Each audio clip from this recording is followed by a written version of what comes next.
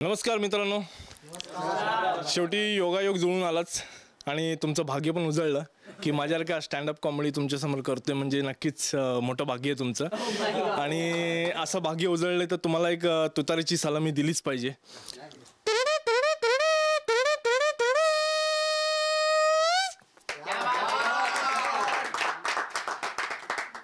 आता माझं नाव धीरज मांडलेकर, मी नेहमीप्रमाणे डोंबिवलीकर. असू दे, जरा सातारा करायला जरा राग येतो डोंबिवलीकरांचा, पण चालायचंच. आता मांडलेकर बोललं तर लगेच प्रश्न पडला असेल तुम्हाला की चिन्मय मांडलेकर माझा कोण. तर लेट मी क्लिअर, फक्त नावाचा आडनावाचा योगायोग आहे. चिन्मय मांडलेकर आणि माझं असं काही नातं नाही आहे. ॲक्च्युली चिन्मय मांडलेकरचं भाग्य आहे माझ्या आडनावाशी आडनाव जुळलं म्हणून. अजून काय पाहिजे आयुष्यात, हे गेले. आता सांगायची गोष्ट म्हणजे इथे यायचो तर सकाळी लवकर उठलोच, म्हणाले आई आता चाललायचंच चांगल्या ठिकाणी, तर बाबा आम्हाला काहीतरी मच्छी वगैरे आणून दे, कारण तू गेल्यानंतर मग आता खाली जायला कोण नाही आहे. तर म्हटलं चला जाऊया मच्छी आणूया, सकाळ सकाळ जाऊया. गेलो गर्दीत मच्छीवालीकडे. मग चल ही गर्दी, मावरं पाहिजे, कोलबी पाहिजे, सुरमई पाहिजे, खेकडे पाहिजे, जाम गर्दी. मी म्हणलं अरे बापरे, आता आपल्याला मच्छी राहील का नाही काय माहीत नाही. कसा तरी गर्दीत घुसलो मी आणि मावशीकडे मच्छी मागितली. मावशीने मच्छी दिली. तेवढ्यात पाठवून एक म्हातारा आला. ए मावशे, या सुरमईत गावली आहे का गावली? तर मावशी बोलते, ए म्हातारे आम्ही ना मावरं वजन करून देतं, सोनोग्राफी करून नाही देत. मी बोला मावशी जास्त तेड्यामध्ये शिरण्यापेक्षा आधी आपली पिशवी घ्यावं आणि घरी निघावं. मी घरी निघालो. तुम्हाला सांगतो पावलं बोलले ना आयुष्याचे घोडे लागलेत आपल्या. पावलं बोलले ना आयुष्याचे घोडे लागलेत. आणि माझे मित्र मला सांगतात येतोस का फेस्टिवल का घोडा बघायला. सांगायची गोष्ट तर असं आहे, विषय असा आहे की त्या नेहमी हे विषय मांडायला लागले तर आपल्याला मग काही विषय मांडायची गरज आहे इथेच. तर निघालो, इथे बसमध्ये होतो. बसवाल्याने कचकन ब्रेक दाबला. माझ्या समोरचा मुलगा त्या समोरच्या मुलीला जाऊन आदळला तर बिचारा ते खुळं सॉरी बोलायला पाहिजे त्या पोरीला. ते खुळं तिच्याकडे बघून हसते. ती मुलं रे लाला का काय करते? बीकॉम करतो. तू काय करते? मी बोला यार आता दोन कानाखाली निघते, याचं बीकॉम कुठून निघेल तिला कळणार नाही आहे. तसंच शेवटी पुढे निघालो. बस पुढच्या स्टॉपला निघाले असेल, एक सीट रिकामी झाली. पाठून दोन मुली चढल्या. त्या सीटसाठी मुली भांडायला लागल्या. मी बसणार. पाठून कंडक्टरवाला एक काम करा, जी मोठी असेल तुमच्या वयामध्ये ती बसेल. लास्ट स्टॉप आला पण रिकामीच खुर्ची, बसायला कोण मागत नाही. शेवटी या मुली पण आपल्या मुलांपेक्षा अग्रेसर असतात. तुम्हाला सांगतो या बायकात ना बायका नेहमीप्रमाणे असं ओरडून खाकून सांगत असतात, हे ना सगळे पुरुष आहेत ना पुरुष सगळे मूर्ख आणि पाठी बोलतात आम्ही पण पुरुषांपेक्षा कमी नाही हो. अरे मला प्रश्न पडतो की नक्की यांना सांगायचं आहे काय की आम्ही पण मूर्ख आहेत का आम्ही पण शाणे आहेत. प्रश्न पडतो. पण असं शेवटी बायका आहेत त्या राशीला पुरलेल्याच असतात आपल्या. तुम्हाला सांगतो त्या दिवशी माझी बायको आली, मला बोलते अहो ऐका ना. मेलो बोल ना कशी दिसते. मेलो वा प्रियांका चोप्रा. बोलते हो खरंच? कुठली डॉन मधली का क्रिश मधली? मी बोला बर्फी मधली. आई शपथ सांगतो तुम्हाला, मी 1 वर्ष झाला बर्फीला हात नाही लावलं.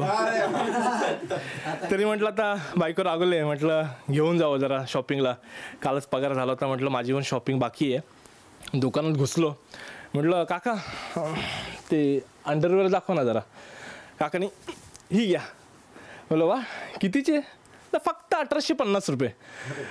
मी बोलो काका रोजच्या घरातली दाखवा ना, पार्टीवेअर नको. ते म्हणाले आणि मी म्हणालो की एक काम करा, अजून एकावर एक फ्री द्या. बोलो का? नाही ते आता घालून आलोय ना ती फाटली किंमत ऐकून माझी. तिथून निघालो. माझी बायकोला साडी घ्यायची होती म्हणून दुकानात घुसलो. साडी वगैरे बघितली. ती बोलते भैया जी बराबर लगा ना, मैं रोज यहीं से साडी लेती हूँ. तर माझ्या बायकोला बोलला हो ताई देवाला घाबरा जरा, कालच दुकान उघडले मी. तर अशी गंमत असते बायकांची. तिथून निघालो मी, चाललोय मी आणि बाजूने एक मुलगी कॉल सेंटरला कॉल केला असेल, मे बी तिचा काहीतरी प्रॉब्लेम असेल. ती म्हणते ऐका ना, ॲक्च्युली ना मला 10 जणांना एकदम मेसेज पाठवायचं आहे, मला काही हेल्प कराल का? मे बी कस्टमर केअर समोरून काहीतरी बोलत असेल की तुमचा मेसेज वगैरे काय आहे म्हणून. ती बोलते माझा मेसेज असा आहे की हाय जानू, काय करतेस? ॲक्च्युली ना माझा रिचार्ज संपला आहे, 100 रुपयाचा रिचार्ज कर. म्हटलं बापरे, हिने 100 रुपयाचा रिचार्ज 15 जणांकडून मांडला, म्हणजे 1500 रुपये. म्हटलं काय, कोणाचं काय असतं ना कोणाचं काय सांगायची गोष्ट. तर तसंच समोर पुढे गेल्यानंतर एक काकू भेटतात मला, ते चिंतेत असतात. तर मी म्हटलं काय झालं काकू? काय सांगावं, पोरगी नुसती धमकी देते, पळून जाईन. केला उपाय एकदाची. म्हटलं काय केलं?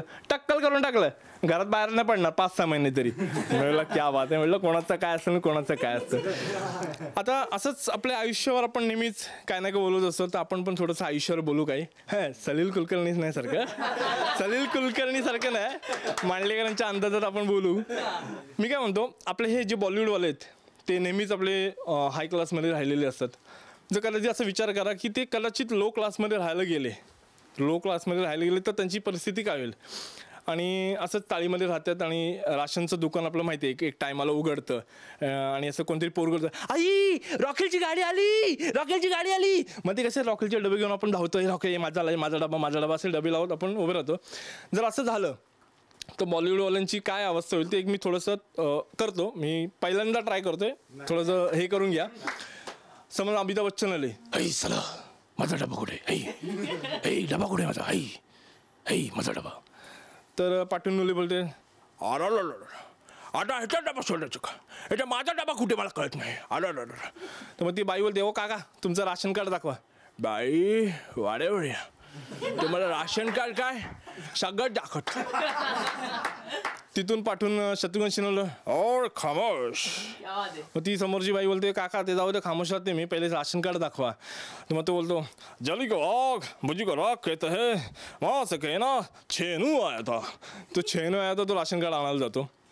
तर पाठवून आपला सनी देओल, मी राशन कार्ड आणलं नाही, याचा अर्थ तू मला ब्लॅक होल देणार नाही, मी माझ्या बाबांना नाव सांगणार, लक्षात ठेव. ते बोलले, तू पहिले राशन कार्ड घेऊन ये, नाही तर तारीख देईन तुला. तारीख पर कितनी तारीख दोगे? 1 तारीख दे, मैं उस दिन राशन कार्ड लेके आऊंगा. तसंच आपला नेहमीप्रमाणे चॉकलेट बॉय आपला शाहरुख खान यासारखे पुढे जाय, माझं राशन कार्ड नाही, चालेल का? हे अंजली, हे अंजली, तुम क्या समझोगे राशन कार्ड की बात. ती बोलते, पुतणी या पहिले जाऊन राशन कार्ड घेऊन ये, मग तुला रॉकेल देईन मी. त्या अशा गोष्टी घडत असतात. आणि पाठून मग आपला अजून एक ॲक्टर आहे, आता त्याचं नाव आठवत नाही मला, पण त्याची ॲक्टिंग पण मला येत नाही आहे, म्हणून मी इथंच थांबवतो. अशा आयुष्यातल्या गोष्टी घडत राहतील, कारण तुमचं आमचं जमलं नाही, आपल्याला एक प्लॅटफॉर्म दिलेलं आहे, तर आपण पुढे अशा काही गोष्टी करत जाऊ. Thank you so much.